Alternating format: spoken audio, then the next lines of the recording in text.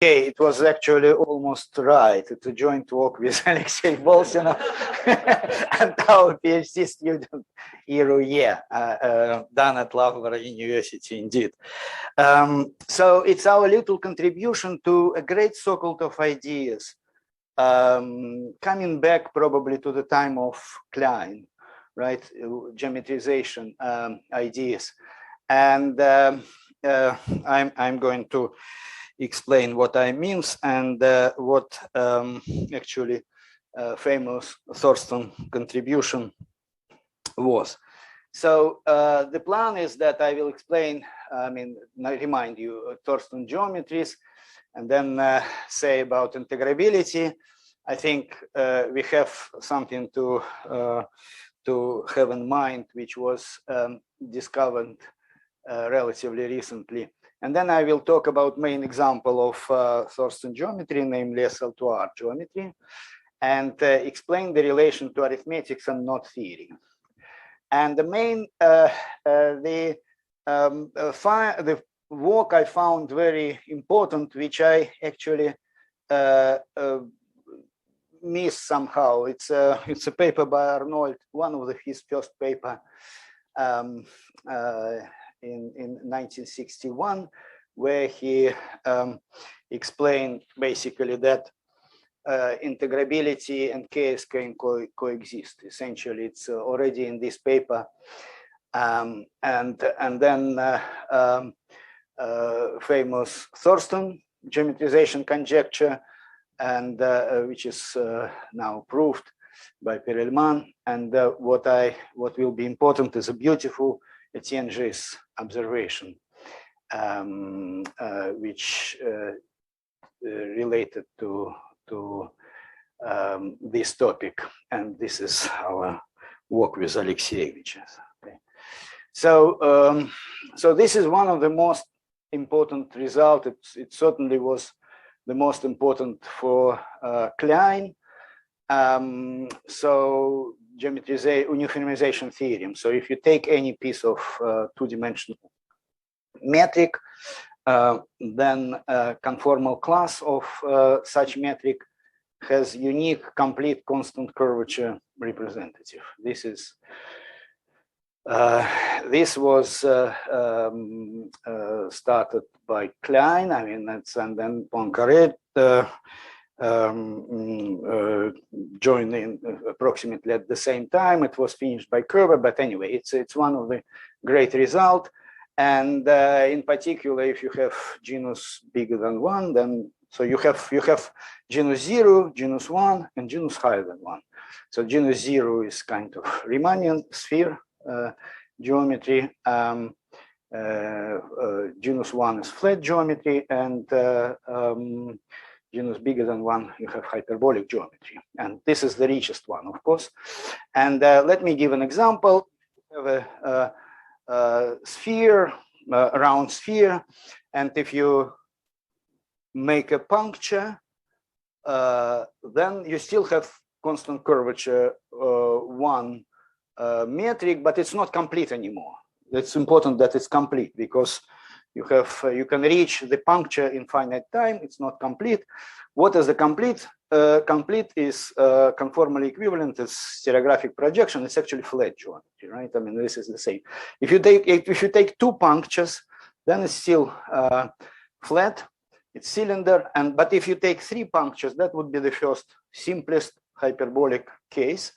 And uniformization is given by, in this case, by the principal congruence subgroup gamma 2. I will mention this. This will be relevant. I mean, this subgroup. And just to appreciate the power of this result, as a corollary, we have Picard theorem saying that if you have meromorphic function which is not taking 3 values, then it's a constant, right? Because it follows from this result already.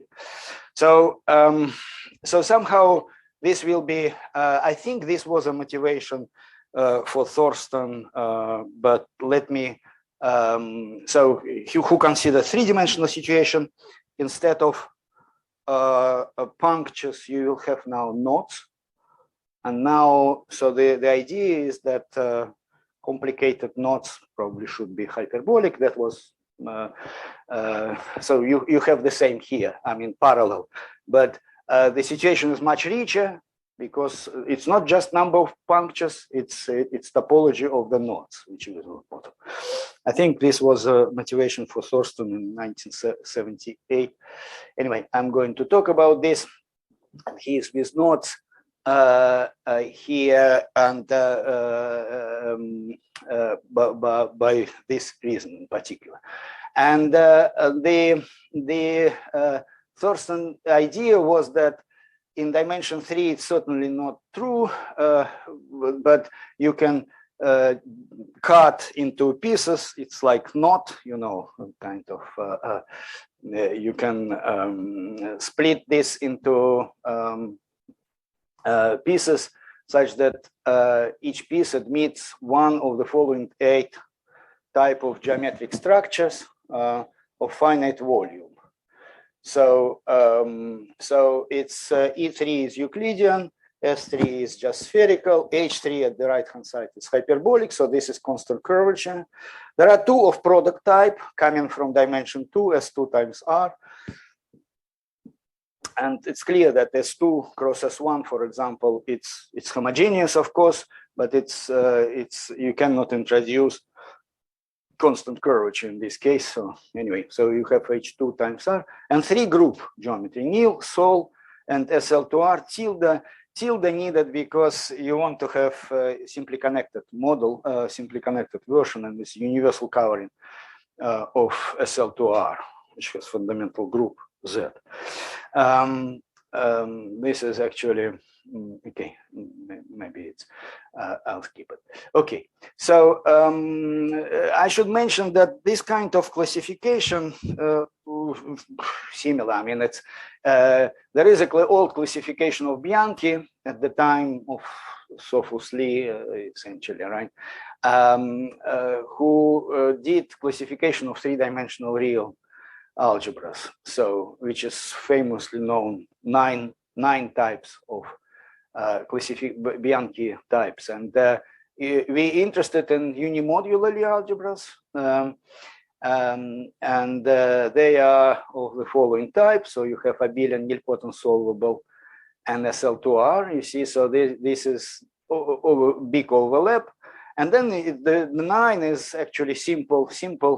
I will be interested in number 8, but SO3. So, and then if you compare with Thurston, just to compare these 2 classification, here you have 8, and here it's this.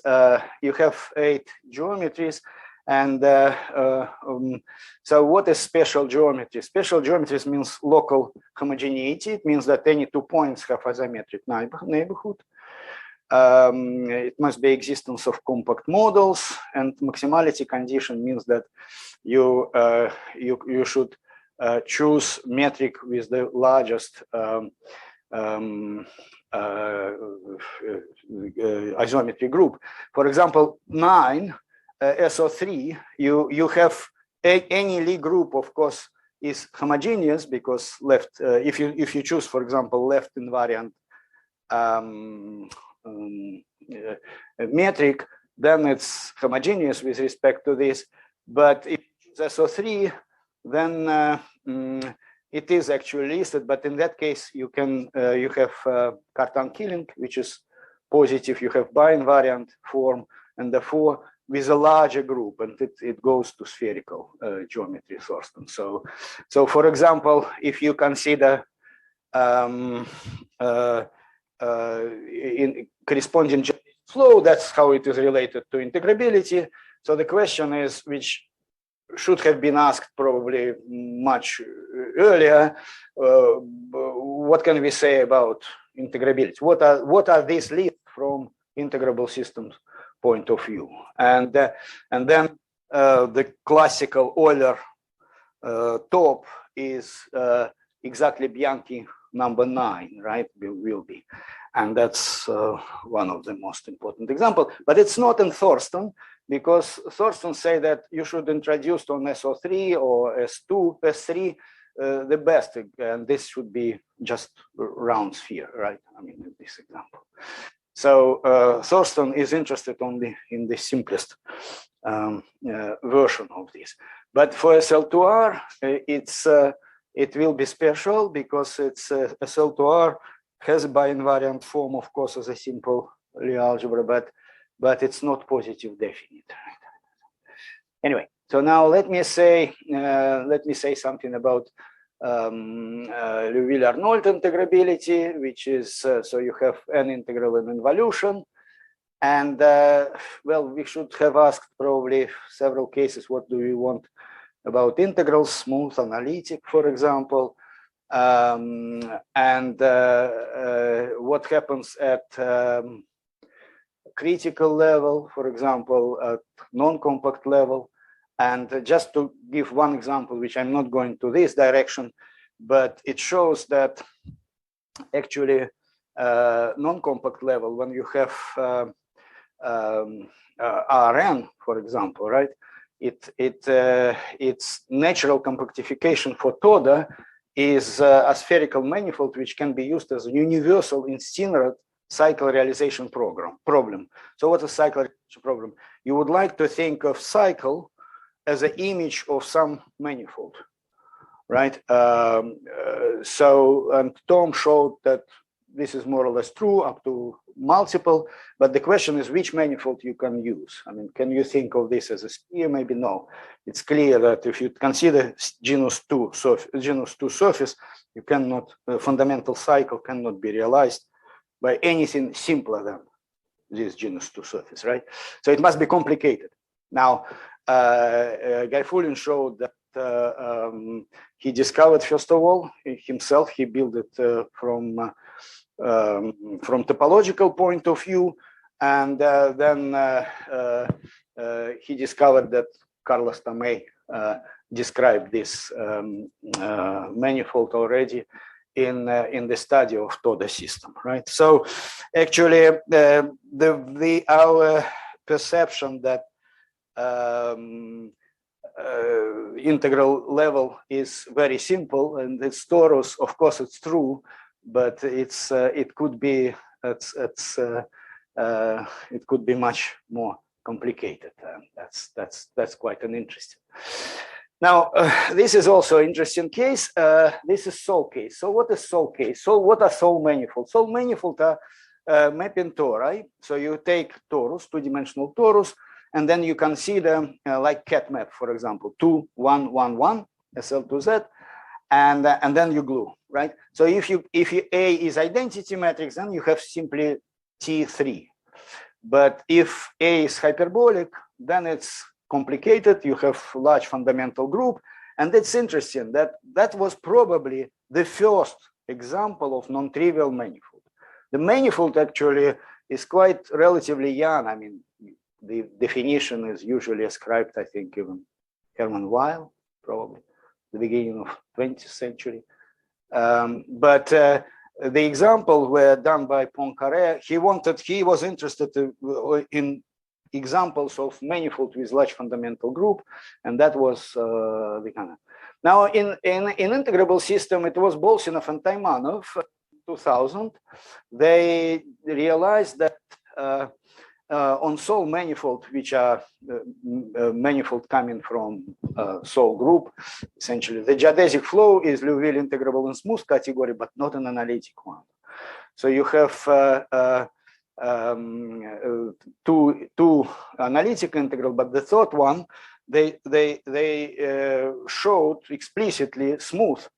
They showed this, so in a way it's explicit integrability. It's not just existence of integral, but it is smooth, and moreover it cannot be analytic because as I mentioned, fundamental group is too large, and by Taimanov theorem it's such a manifold cannot carry the main trick with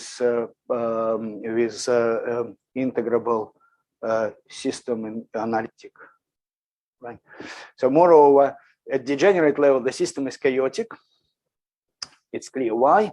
So there is horizontal, actually, one can show that in Sol metric, the horizontal motion is geodesics. But now by topological reason, it maps. It's not trivial map, right? But it's map cat map, for example, 2, 1, 1, 1, and therefore at the degenerate level you have full blown chaos. I mean, it's with topological positive entropy.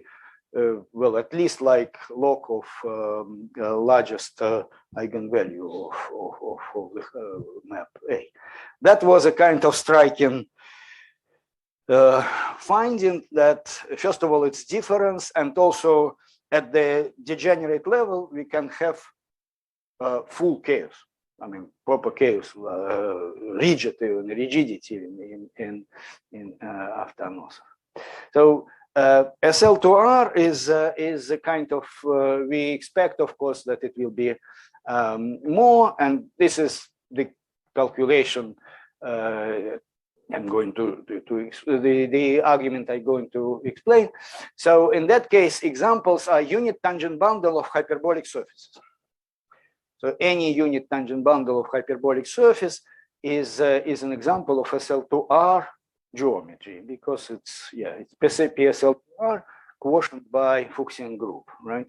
And this is the same as you take hyperbolic plane quotient by Fuchsian group. That's a surface, and then you take unit tangent bundle. Arnold called line something like lines on this, right? It's projective. He considered projective version rather than anyway.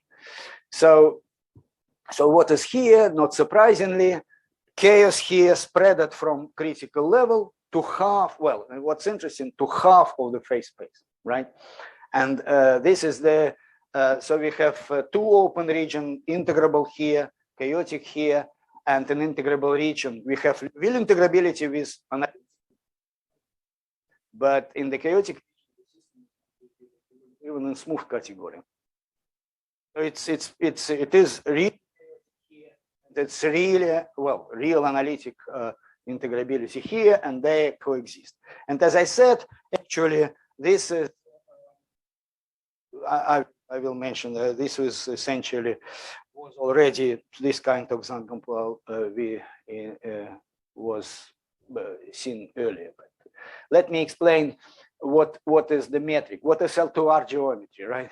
So SL2R geometry, in SL2R, you have, of course, bi-invariant metric, but it's not positive definite. We would like to consider proper Riemannian metric, right? So we have to sacrifice bi-invariance, and we demand only left invariant, but right invariance on the compact SON group. That's called, in geometry, it's called naturally reductive metrics, right? Class of, and they depend on two parameters, alpha and beta. You can split x and y into symmetric and skew-symmetric part, and you have this. And then in dimension 2, you have if this is SL2R, and this is quadratic form on the tangent space. U square plus VW is determinant, which is a Casimir, and it's clearly not positive definite. To make it positive definite, we demand V minus W, which is kind of action of SO2, and the K parameter K is must be bigger than 1 in order to have positive. So we have to have correction. So how we should view this, right? I mean, so PSL2R is actually unit tangent bundle of hyperbolic plane, and this is parameterization, and this is, of course, very well known. And in this parameterization, metric has the following form. It has hyperbolic version and correction coming from phi is angular. Now, this is actually Sasaki, or unit tangent bundle of Riemannian manifold has Sasaki. But it's called generalized Sasaki because Nat, I think, suggested, well, I mean, he mentioned that you have one parametric family, parameter K. For Sasaki, parameter K equal to 2. In a way, it's the best one, but in principle, the whole pencil K, any K, there are not much difference. They're all similar. K equal to 2 formulas are nicer. Okay, so this is generalized Sasaki, and then you know, so this is how Euler-Poincaré, how Arnold taught us, you know, this Euler-Poincaré. And in that case, they are very simple and they can be integrated explicitly. This is explicit formula. So it's very, very simple from integrable system point of view. It's very simple case of Euler-Poincaré equation, right? The best one on SL2R. Okay, so if we consider, so we have PSL2R, which is let me remind you that it's S1 of hyperbolic plane, right? Unit tangent bundle of hyperbolic plane, and you have projection therefore on a hyperbolic plane. So if you take geodesics on this, then it will be constant geodesic curvature. The projection are constant geodesic curvature, and you see it's proportional to B minus C, and B, C are off diagonal elements. So how far they are from. If you take symmetric initial data, then you have just geodesic. But otherwise, you have this Gaussian curvature, geodesic curvature, and depending on whether you have two competition. Yeah, it's magnetic. Okay, so we consider motion on a hyperbolic plane in magnetic field. Kappa is actually, well, B minus C is magnetic field. But if magnetic field is strong, then the circles, the trajectories are circles, just in the upper half plane. But if it's weak compared to geodesic curvature of the plane, right, which is 1, right? That's why 1 here is actually geodesic, it's Gaussian curvature of the thing. So you have magnetic field competing with Gaussian curvature. And if magnetic field is stronger, then you have integrability. Well, you have periodic trajectory. If magnetic field is weak, then you have, in particular, if it's 0, then you have just geodesic flow. Okay, so this is distinguished, and this was studied. The earliest I can find is Caratadori. Well, essentially, Hedlund considered this, and then Arnold paper, and then Gabriel Paternine basically had this general idea that magnetic field is a kind of improving integrability, right? So if you have non-integrable system, you might impose magnetic field, and that helped you. So he had this, and finally, Iskander Taymanov in 2004, he explicitly mentioned that this result, that you have integrability for large magnetic field and small. But the paper is in Arnold, actually, there is even qualitative. The entropy, he showed that the entropy is for K smaller than kappa smaller than 1, you have positive topological, positive entropy. It was not topological yet. And 0 and periodicity otherwise, right? So this is kind of two areas, right? So in a way, this is not surprising, but nevertheless, I'd like to say something. So we have so now we consider quotient, right? On the quotient. So in order to have quotient, we need gamma. Gamma is our Fuchsian group. So gamma is acting on coadjoint action on this. So we need our integral must be gamma invariant function, right? But gamma invariant function is gamma action is discrete if delta is negative, and delta is determinant of M, which is and this is already in Hedlund, but the book of Dalbo recent, that's the best.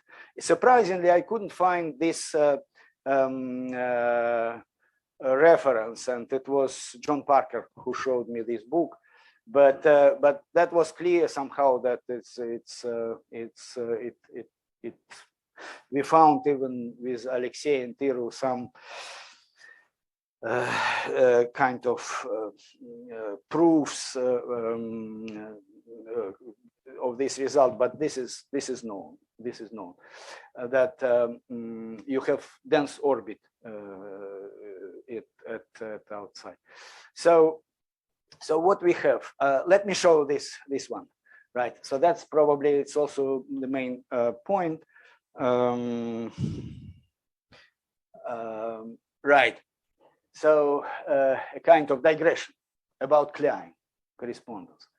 So let's consider, realize R3 as a set of binary quadratic form. Okay. Then you have on this defined up to multiple. So this is projective plane, right? Now on this projective plane, we have a conic given by degeneracy condition, discriminant b square minus ac equal to 0. That's a conic, which is going over there. Now the disk within the conic is you have definite quadratic form inside points, and this is the model of hyperbolic plane, which is called Klein model. He ascribed it to Cayley essentially. So this is projective model. It's not Poincaré. It's not So the distance between 2 points is given by logarithm of cross ratio of points and the end.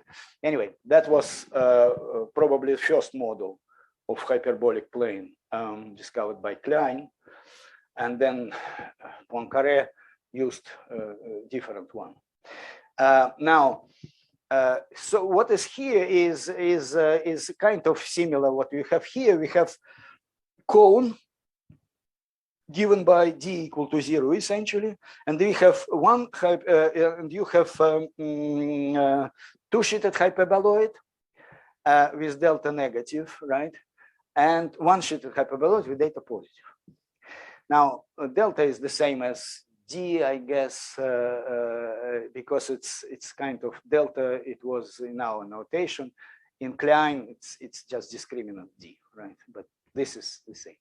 So the model one-sheeted hyperboloid is a standard model of hyperbolic plane, and corresponding metric, if you reduce it, it's positive definite, and on the one-sheeted hyperboloid, we have indefinite metric, right? We have Lorentzian metric 1, 1,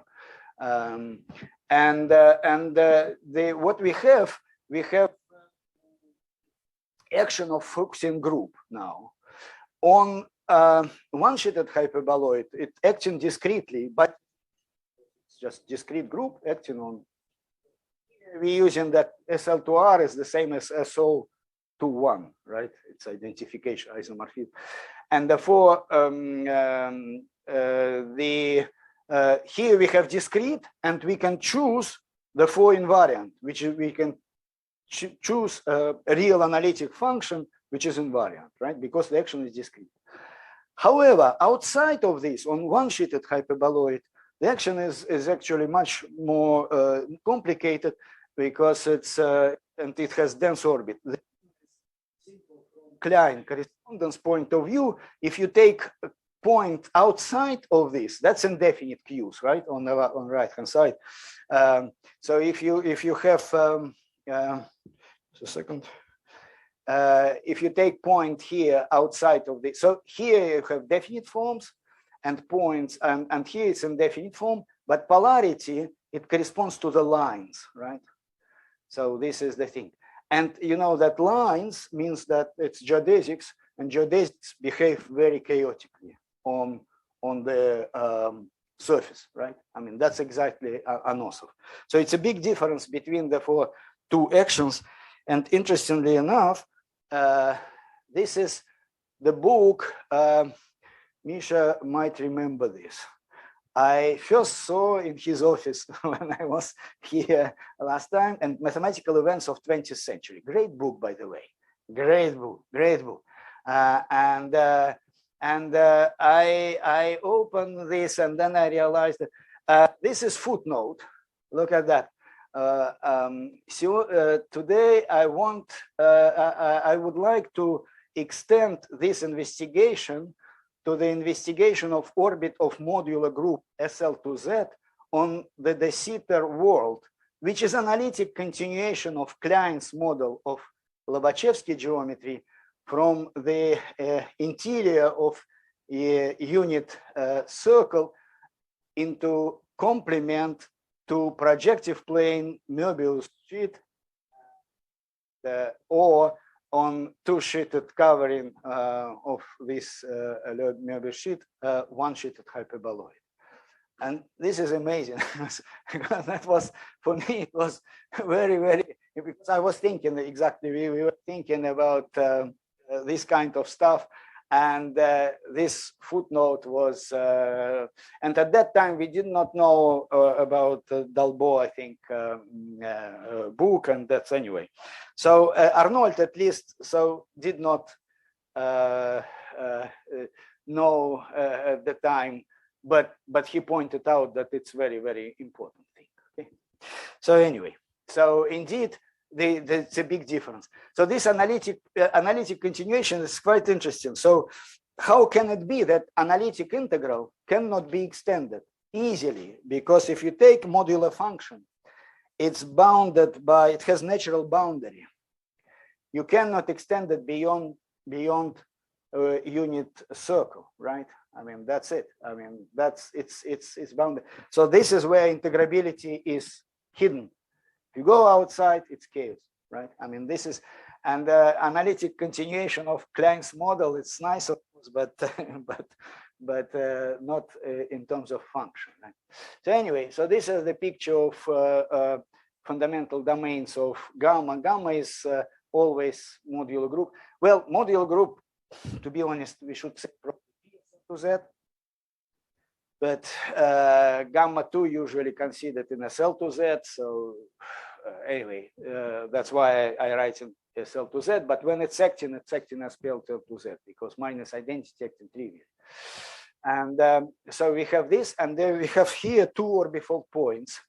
This is kind of order 2 and order 3, and you have point at infinity, cusp at infinity. And here, this is 3 punctured sphere, which I mentioned at the beginning. So 1 and -1 are equivalent, 0 and infinity, 3 cusps, 3 punctures, all right? So this is gamma 2. So this is the most, as I said, the first probably hyperbolic surface with explicit parametrization, right? I mean, given by modular function, it's related to modular function. So we consider quotient now, but not of the hyperplane, but SL2R, okay? So it's 3-dimensional manifold. So what is this? And in that case, again, we have integrability. We can write down explicitly integral. The thought integral will be through a J function or Klein Hauptmodulus. But if delta is positive, then it is chaos, and we cannot find anyway. So there is a remarkable observation due to Quillen, and for whom it was very important for algebraic K theory. I mean, another very deep thinker, and I was surprised. I couldn't believe that, you know, this kind of observation could be Milner or somebody, but Quillen to me was too algebraic. But actually, Graham Siegel said that he remembered his office was next to Quillen, and he said that yes, it was he discovered this, Quillen, and moreover, it was very important for him, this observation. So if you take SL to R by SL to Z, then it's 3-dimensional manifold, which is open, and this is just S3 without trefoil. Okay, so indeed, proof we know is in Milner book of algebraic K theory. That's very interesting, right? That's where it's hidden, and it's not very well. It's not maybe as well known as it should be, right? Because it's fundamental fact, right? You take SL to R, you quotient by SL to Z. What is the quotient? Quotient is trefoil, complement to trefoil. What's the proof? The proof is easy because the quotient can be interpreted as modular space of elliptic curve up to real scaling, and then you can parameterize elliptic curve A cubic or Weierstrass equation. So you have G2, G3, which are complex, right? But because of real scaling, you intersecting with unit sphere. But yeah, except that discriminant must be non-zero. Discriminant must be non-zero. It means that you have to throw away D equal to 0, which is usual construction of algebraic nodes, right? You take intersection, you take plane singularity, you have units. Again, I think it was Milner probably who popularized it. And in that case, you have 2, 3, 4 torus node, which is exactly powers of G2, G3. You know, they are coordinates here. But we can explain it easier. Maybe remember that you have two. It's actually a projection of Seifert vibration in this case, and you have two singular fibers, orbifold point 2 and 3, and therefore missing Hopf fiber over infinity, which is it will be 2, 3 torus nodes. 2 and 3 coming here from orders of the point.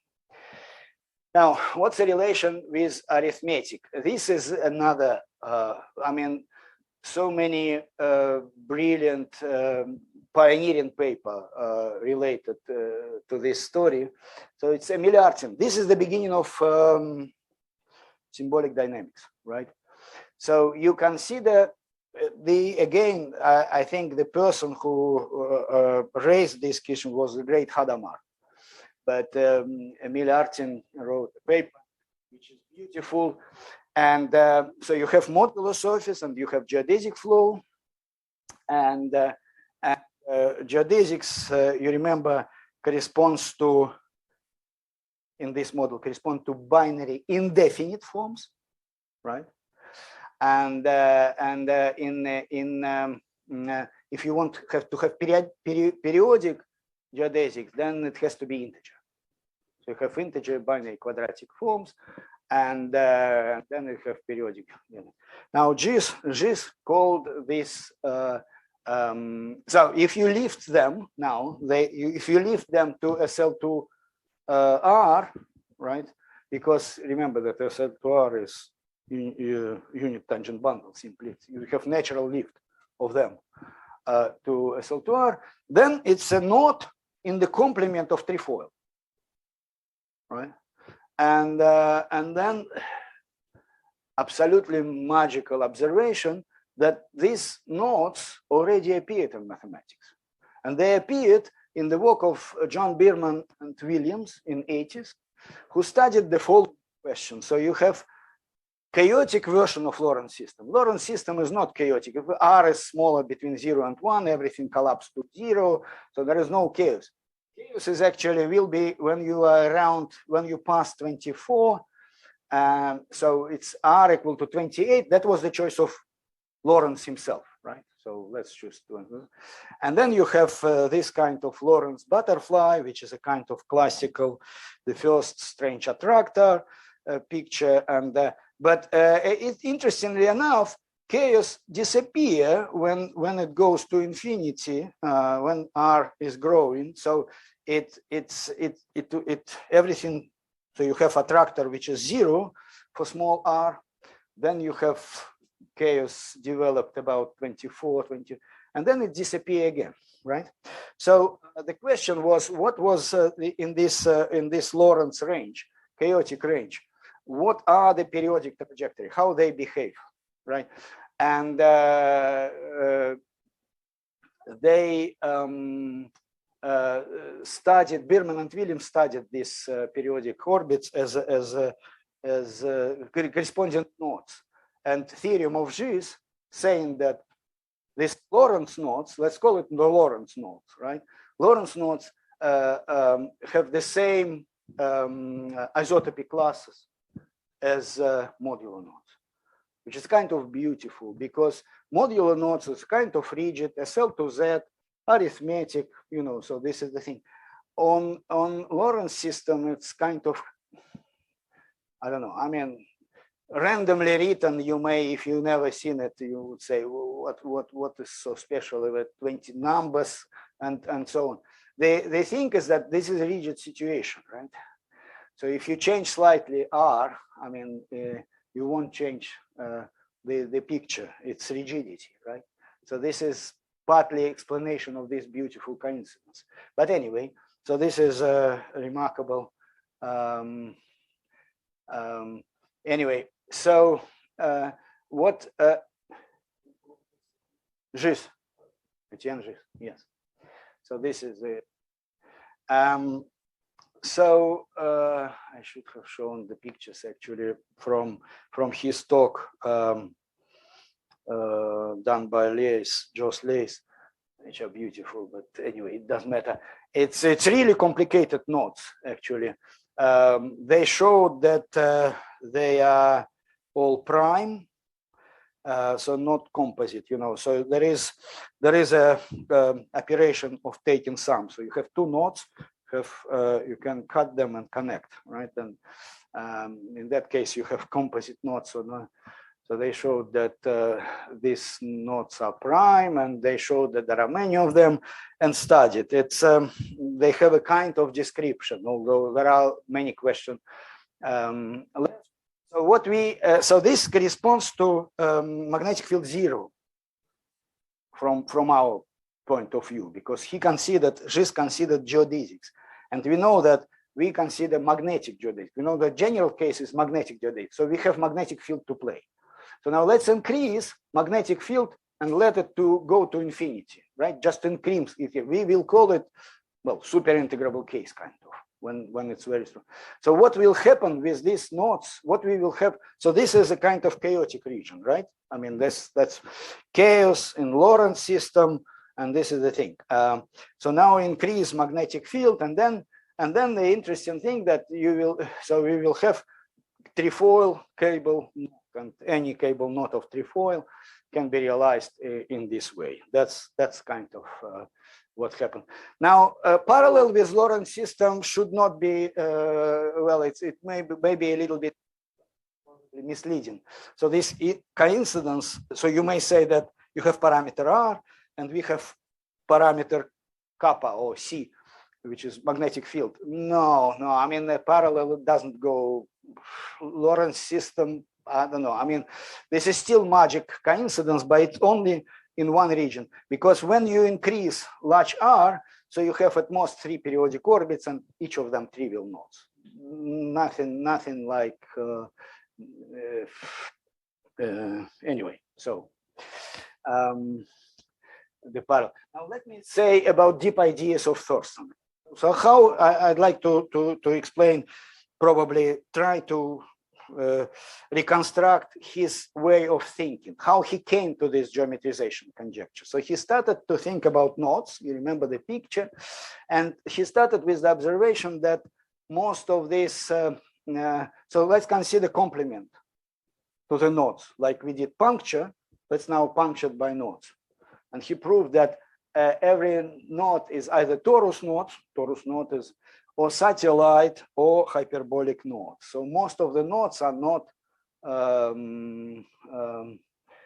do not, yeah, okay, no, torus node, it's clear what it is. Torus 2, 3, you have P times in this direction, Q times in this direction. So this is nodes lying on the torus. Satellite nodes are the following. So if you take node K1 inside of, so you take first of all torus, right? Just normal torus, not at standard torus. And if you have node K1 inside this solid torus. So and then you take this torus, solid torus, and note it as node K2, right? So what you get is a satellite, and it means that you have so for example this cable node is if you have torus node, if K1 is a torus node, then we call it cable node of K2. For example, if you take trefoil, right, then you can take torus node and knotted as a trefoil. Torus knot, line on the circle, and that was cable knot, and it's clear from the picture, which is 233 cable knot. So why it's called cable knot, right? So these are simplets.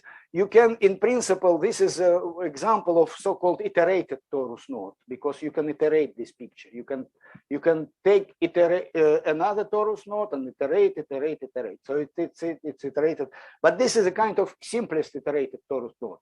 When you have just trefoil, which is the simplest torus knot, and then you take any cable, first one, right? I mean, it's iteration is.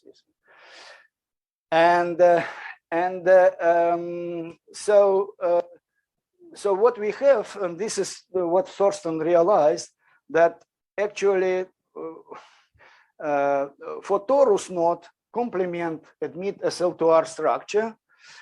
For hyperbolic knot, it is by definition HC structure, but satellite knot do not admit any geometric structure. And it's majority, because satellite knot, all composite knots, for example, are satellite, right? So this is the thing, right? So you won't introduce any, right?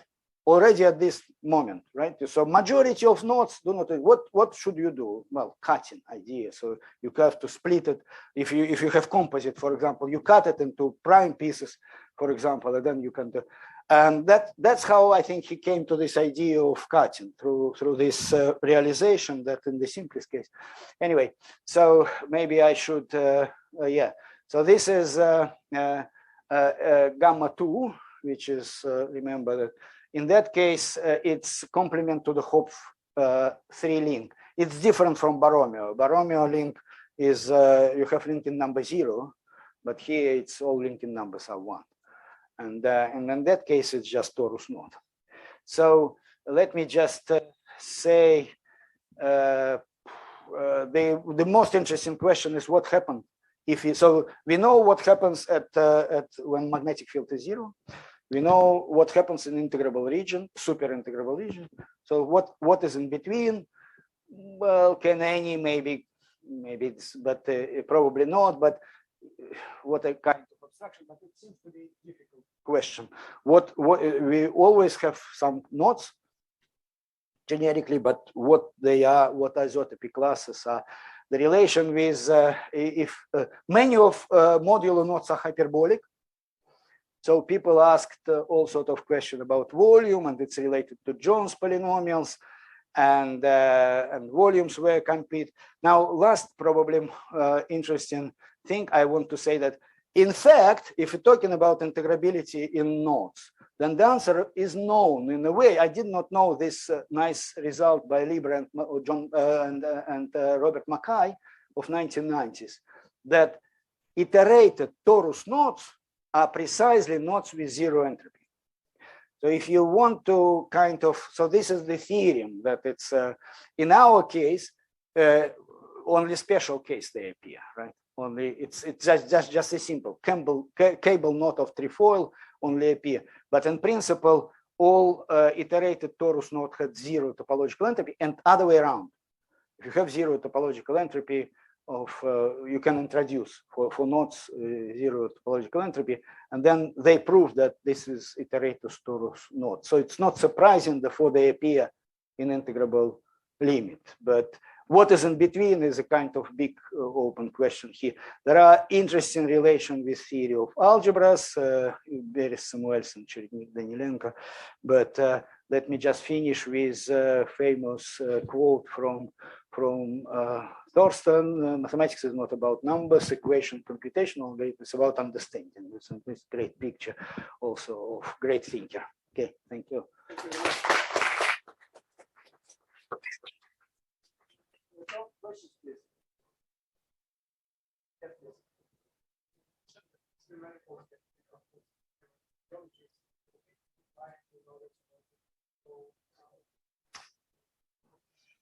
Sorry, how to, what happens if you combine two? No, it's a difficult question. Right. It's, no,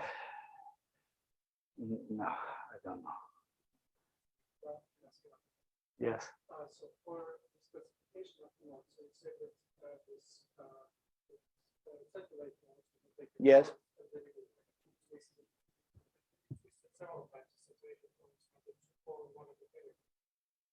So iterated torus node. Yes.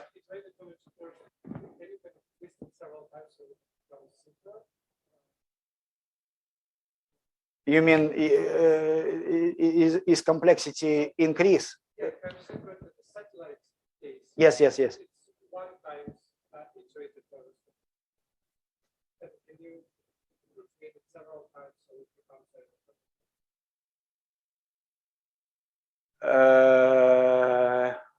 you mean starting from starting from well, you start with kind of three-fold nodes included in the torus, you twist it so it's a satellite node. And then you twist it once again, and you get twisted once again. It's still a satellite node? I mean, you mean twisted is exactly this satelliting procedure, right? Right. I mean, it's by definition. The result is that try to the torus or hyperbolic when you do the satellite thing. Satellite is not a type, like you get the satellite. The simplest hyperbolic node, which is this is figure 8 node, and I don't know which node is it. Maybe it's figure 8 because that was his famous. The complement to figure 8, Thurston introduced hyperbolic structure explicitly using gluing two ideal tetrahedron. And that's,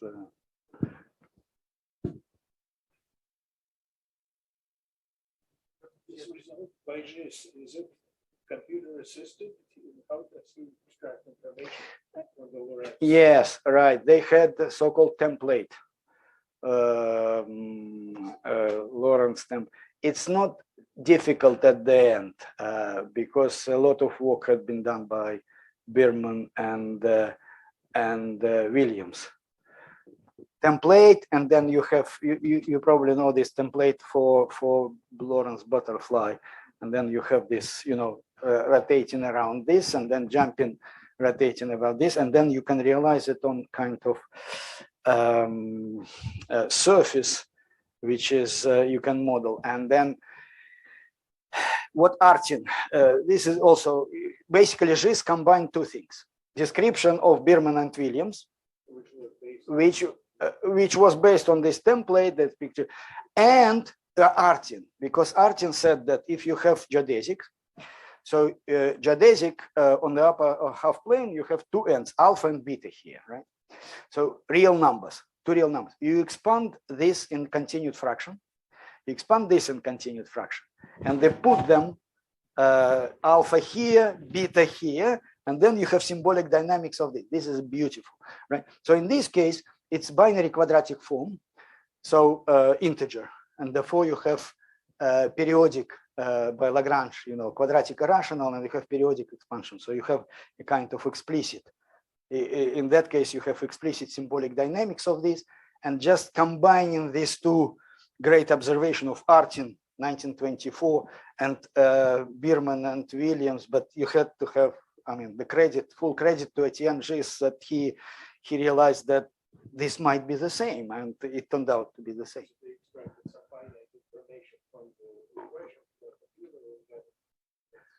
Template, I don't know how rigorous is template, but I mean, I think it is the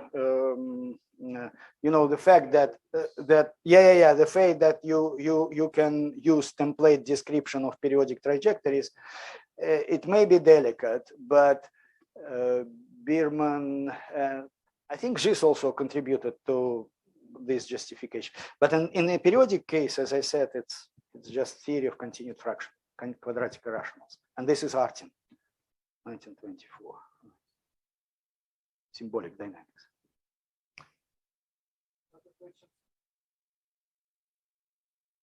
smaller one.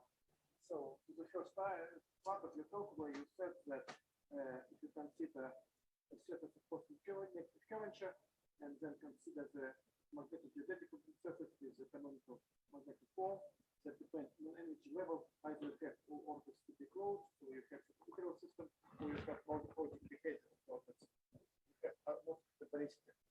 So in the first case, what is the formula for the simplest integral? Why? What happens? Do you have analytic integral in this case? Why it's divided by something when you approach the energy level 1? You mean in the case when you have high energy? Oh, sorry, periodic, low energy. Periodic. So you have many integrals. What is the best one? And why it's appear? The best one, I mean, let's, so this is, maybe I can show, no, yeah, I can say it. So this was Arnold question, right? So you have SL2Z, Fuchsian group. It's acting on the hyperbolic plane, right? Let's realize hyperbolic plane is one sheet of two-sheeted hyperboloid, okay? Then the action is discrete. You have to pick up invariant. And invariant is non-trivial, right? What is the best? Right. I mean, the best invariant is for SL2Z, for example, J function. It's Haupt modulus. It's not easy. It's automorphic function, right? You have to choose automorphic function, which is in general. Right.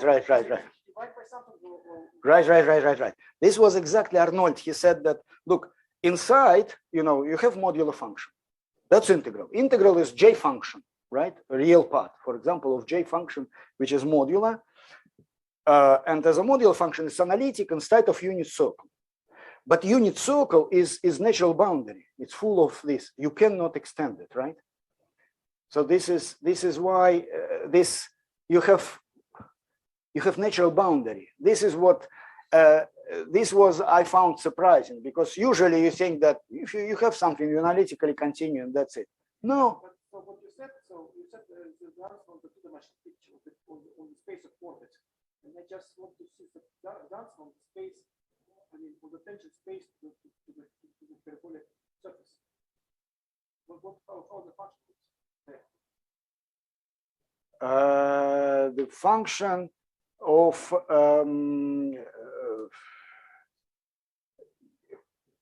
the function on let me see.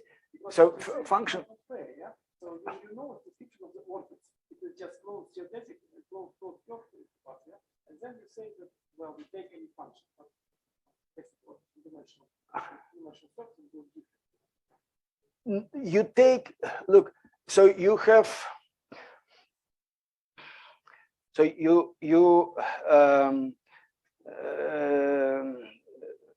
so what we have Hamiltonian, right? We have Casimir, right? Which is delta. This Casimir is exactly given this. And for Casimir, there are two cases. Either Casimir positive, you have one-sheeted hyperboloid, or negative, and you have other way around. And then, so this is the thing. Now you're looking for the third. And the third integral, you can take as usual right momentum, which is generate left shift, right? But you have to take function of momentum, which is gamma invariant. So you need to study, that's exactly what Arnold said. I'd like to study what's the action of SL2Z on the hyperboloid is. If it's discrete, you can take invariant. If it's everywhere dense, you don't have integrability. And the invariant indeed is tricky. That's the thing. I mean, we can write explicitly only if you have explicit uniformization in a way, because you need automorphic function. It's tricky. It's actually a relational function, right? So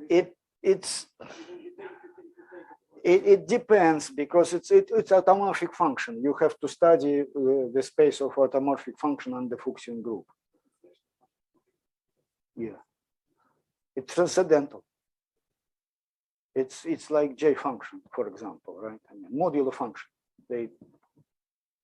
And in the simplest case, they're modular. Otherwise, it's very ineffective. You have Poincaré series, and that's. Other question about statistical gain.